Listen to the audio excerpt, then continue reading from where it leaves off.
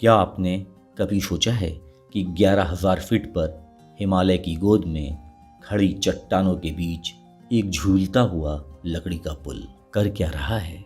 एक ऐसी राह जिसने कभी भारत और तिब्बत को जोड़ा था और आज भी अपने इतिहास और रोमांच से लोगों को आकर्षित कर रहा है। जी हाँ, हम बात कर रहे हैं उत्तराखंड के गर्तांगली की।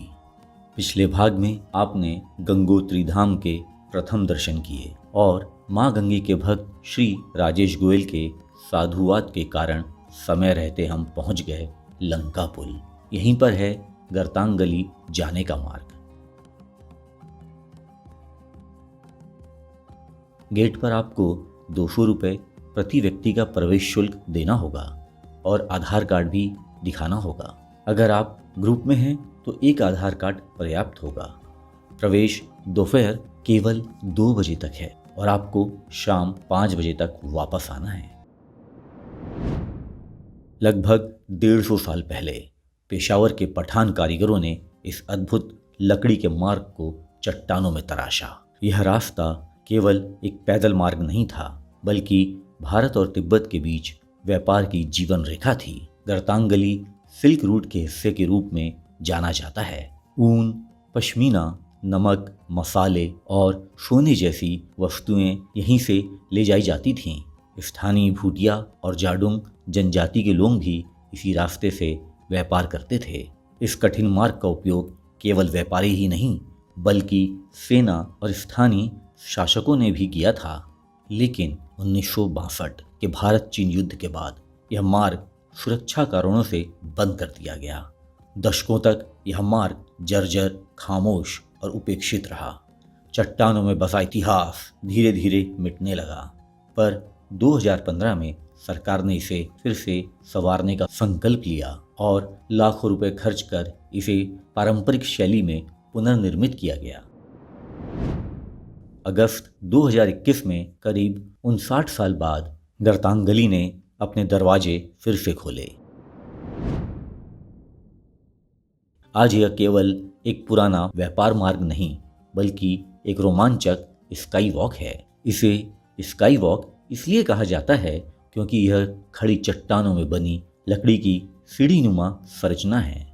यह लगभग 11,000 फीट की ऊंचाई पर स्थित है, जिसकी लंबाई करीब 136 मीटर और चौड़ाई लगभग 1.8 मीटर है।